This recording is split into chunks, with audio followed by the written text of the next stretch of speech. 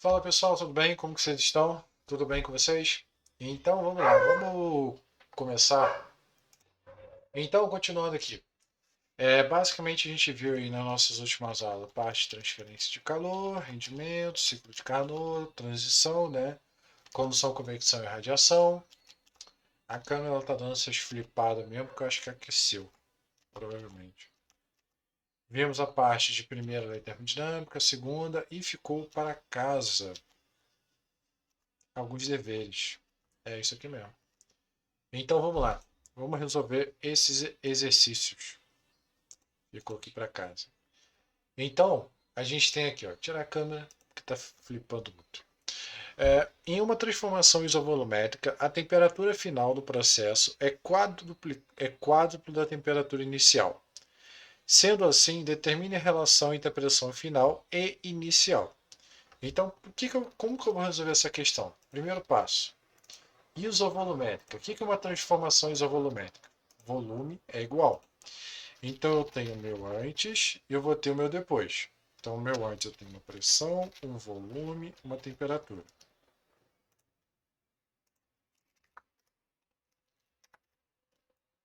E no depois eu também vou ter uma pressão, um volume, uma temperatura.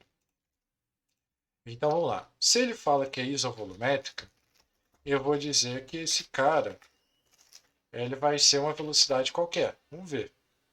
Eu vou dizer que é o mesmo. Ele fala que a temperatura no processo é 4 vezes a temperatura inicial. Então eu vou chamar esse cara de T. E esse cara aqui eu vou dizer que ele é 4 vezes. Então 4T. Então ele pergunta o que vai acontecer com a pressão final. Então eu tenho minha pressão no chão de P. O que vai acontecer com esse cara? Então vamos lá. Relacionando eles, deixa eu pegar a equação aqui.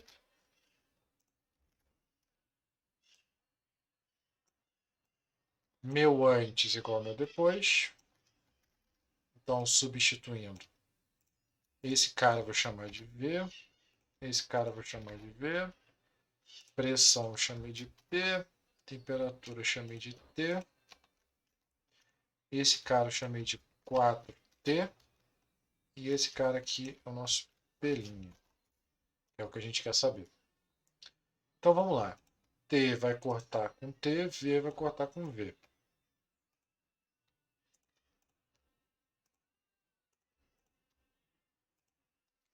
Então, depois de cortar tudo isso, o que eu consigo obter? O 4 vai passar para cá.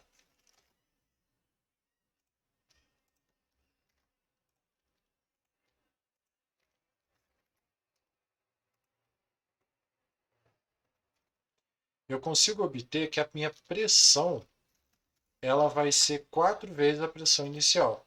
Então, ela vai aumentar. Então, se eu aumento a temperatura, eu aumento a minha pressão. Então, a pressão final será 4 vezes menor? Não, a pressão final será o quádruplo da pressão inicial. Verdade. É verdade esse bilhete. Letra C. Show? Próximo. Gás ideal após passar por um processo isotérmico. O que é isotérmico? Iso igual térmico temperatura. Teve seu volume triplicado, sendo P igual à pressão inicial do gás, P' a pressão final representa tanto. Então vamos lá. O mesmo caso que a gente tem aqui. Ó.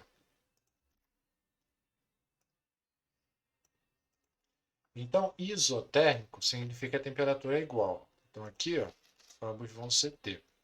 Ele fala que o volume triplica. Então, 3 vezes o volume. E ele quer saber da pressão. Então, vou pegar a mesma equação. Então, vamos lá. No lugar de V, eu vou botar 3V. E aqui eu vou botar V. Então, meu P', repara que na minha equação eu vou tirar todo mundo. Vai ficar P igual a 3 vezes P'. Então, eu posso dizer que minha pressão final ela é 1/3 da minha pressão inicial. Ou seja, quando eu multiplico os caras aqui em cima, eles são inversamente proporcionais. Inversamente proporcionais significam que eles um enquanto um aumenta, outro diminui. Se eu aumentei o volume, eu diminui a pressão. Tudo bem? Pensa comigo. Eu tenho uma caixa. Aumenta o volume, então as pessoas vão estar mais separadas. Então, por consequência, eu vou ter que essa pressão é menor. Próximo. Sobre os gases monatômicos e ideais que passam por um processo de formação isobárica. O que é transformação isobárica? Eu lembro quando a gente viu aqui, ó, isobárico, bárico é de pressão, né? Então, pressão é constante, que é exatamente o que a gente precisa para calcular o trabalho. Podemos afirmar que toda a quantidade de calor cedida ao sistema será transformada em trabalho mecânico. Não. Por quê? Porque tem a energia interna. A quantidade de calor cedida ao sistema é diretamente proporcional à variação de temperatura. A quantidade de calor não está associada à variação de temperatura. Por exemplo, uma mudança de fase. Não necessariamente ela vai estar associada a uma variação de temperatura. É a energia interna que está associada. A energia interna permanece constante? Não. A variação de energia interna, o V, é inversamente proporcional à variação volumétrica? Não. A temperatura do gás varia, mas não há trocas de calor entre o sistema e o meio externo. Não, isso aqui seria adiabático. Então, no caso, a resposta certa é a nossa letra B. Por que é a letra B? Porque a temperatura, a quantidade de calor, ela vai ser proporcional à variação de temperatura. Não necessariamente sempre, mas ela pode ser assim. Tanto que a gente tem o Q igual a MC delta T. Né? Então, dentre as questões, a mais certa seria a letra B. E aí a gente vai começar a entrar agora no conceito que é a parte de energia. O que é energia? Então, energia, ela nada mais é do que a capacidade de realizar uma ação. Então, por exemplo, a energia ela é medida em joules ou quilowatts-hora. Por exemplo, uma pessoa ela tem uma alimentação diária de 10,46 megajoules. Né? Mega é a mesma coisa que 10 elevado a 6. Isso é um megajoule. Então, o que acontece? Se a gente fosse comparar, por exemplo, a energia das coisas em relação à energia do corpo humano, né, de uma pessoa, a gente pode dizer que uma loja, por dia, ela vai gastar 524 energias por pessoa. Ou uma indústria, né, civilização, ela gasta ali 39,6 quando você vai fazer alguma atividade física. Né? No caso, aquela energia é energia para você se alimentar, para viver. Mas assim, não está levando em consideração atividade física, não está levando mais nada em consideração. Uma lâmpada, ela equivale a 0,3% da energia de uma pessoa. A Terra equivale a 110 bilhões de energias de uma pessoa. Um país, 783 milhões. Uma indústria, 4,1 milhões. Então, o que acontece? O ser humano, desde então, ele utiliza essa energia. Né? Desde a energia lá do celular, energia mecânica. E quais são esses tipos de energias? Como que isso se procede? Né? Então a energia, aqui está em inglês, porque eu peguei de um slide, vou deixar todos os slides referente a um curso EDX.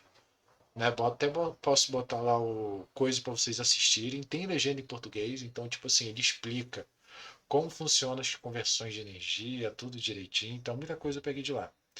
Então a energia ela é medida em mecânica, energia mecânica, e existem várias conversões dela. Por exemplo, a gente viu a parte de calorimetria que é dada em caloria, né, temperatura. Comida é dada em quilocaloria. Energia elétrica em dado quilowatts-hora. Óleo e gás é dado em TOI. Né? Então existem todas essas conversões de energia. Ou seja, uma pessoa ela é 2.500 quilocalorias ou 2,9 quilowatts-hora. Né? Seria a conversão de uma pessoa. E aí a gente tem os tipos de energia. O que são esses tipos de energias? Então elas podem ser classificadas em alguns ramos. Primeiro ramo da química. O ramo da química é o ramo onde eu tenho reações químicas que acontecem no meu sistema. Então, dentre isso, eu posso tirar energia de combustível fóssil, que é exatamente o petróleo.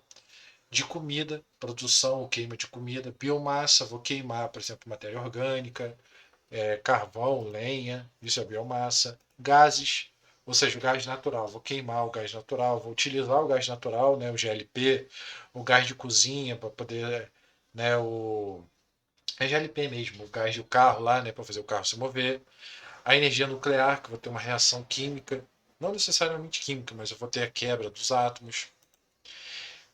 Eu posso ter energia gerada através de processos mecânicos, ou seja, uma hidrelétrica, que eu vou ter uma represa de água, essa água ela desce e nesse processo eu tenho ali a geração de uma turbina, por exemplo. Energia eólica, que é gerada através do vento, ar comprimido, né? Eu comprimo esse ar e aí eu posso, como se eu tivesse uma energia acumulada, e eu posso utilizar esse ar comprimido para fazer alguma coisa, né? É o exemplo que a gente tem, por exemplo, ali naquelas máquinas de jato de água, né? Em tese, você comprime a água e você pode utilizar ela, né? Energia gerada pela mola, que é aqueles antigos relógios de corda. Energia elétrica, então você tem a bateria, que é onde você armazena, você tem eletricidade, né? Movimentos elétricos, que é o que a gente vai estudar depois dessa parte. Os capacitores também, que são elementos que têm a capacidade de armazenar energia. Energias térmicas relacionadas à temperatura, então a gente pode tirar energia através da geotérmica, que é o núcleo da Terra aquecido, você coloca ali e aquece a água e faz o motor girar. O vapor, que é onde eu tenho os geysers, que são essas águas, né, que tem muito no desenho do pica-pau. Sal derretido, o que é o sal derretido? Muitas das formas, né, há todo um estudo para tentar entender como que você vai armazenar essa energia, porque o grande problema é como essa energia ela não pode ser transportada, né? É muito custoso, não vale a pena. A energia ela tem que ser armazenada local, tem que ser produzida localmente. Mas, por exemplo, o que a gente tem aqui, a empresa de luz, ela tem que produzir a energia que a gente consome, mas o que ela produz a mais, ela não consegue armazenar. Ela joga fora. Então, tem todo um estudo de como você consegue armazenar essa energia. E uma delas, além de você utilizar baterias, né, tá novo ainda, você utilizar o sal. Você derrete o sal mantém o calor, e aí você consegue, através de processos químicos, conservar essa energia. Bem interessante. Energia. Então, o que, que a gente tem? Todas as energias elas são produzidas através do sol. Então, o sol vai aquecer o material, o sol vai gerar lá o calor, a elétrica, vai gerar o movimento das águas, né? É o sol que vai gerar todos esses movimentos. E quando a gente fala de energia, a gente está falando de o que a gente chama de fator capacitivo. O que é o fator capacitivo? Fator capacitivo nada mais é do que o rendimento, ou seja, o quanto de energia que eu estou conseguindo reaproveitar desse sistema. Então, por exemplo, o que menos gera energia é geotérmica, ou seja, de todo o calor produzido, a gente não consegue tirar 10% dessa energia. Então, o CF10 é 10% da energia produzida pela Terra, né? A gente consegue extrair ela, o que é muito pouco. A energia solar, que é o que está vindo aí com grande potência, ela tem um CF de 15%, ou seja, só 15% da energia solar a gente consegue reaproveitar. Muito pouco, né? Tem a energia das marés, que a gente chama de tidal, que já é 24%, ou seja, já é um valorzinho um pouquinho melhor. Vou botar aqui igual. Temos a energia eólica, que também ela está vindo muito forte aí, certo? Então ela tem um rendimento de 32%. Cada uma delas tem seus prós e contras, né? A biomassa, que ela representa 67%, e a hidrelétrica, que representa uma eficiência aí de 73%. Então, cada uma delas tem seus prós e contras. Geotérmica, não é qualquer lugar que você vai conseguir produzir. Energia solar, precisa de um lugar que tenha sol. Maré, não adianta fazer na região serrana. Eólica, precisa de vento. Biomassa, você produz muito gás carbônico, né? Você está queimando madeira, está queimando essas coisas. Hidrelétrica, não faz bem, porque você vai você vai ter que alagar muitas regiões, né? Regiões que poderiam ser utilizadas para plantio. Tem todo um sistema. Então, cada uma delas tem seu lado bom e seu lado ruim. Então, em resumo, a gente pode comparar mais ou menos com isso aqui, ó. Então, a hidrelétrica, né, o ser humano ele tem uma demanda de energia de 4,8 terawatts, ou seja, é o consumo a cada segundo que o ser humano precisa.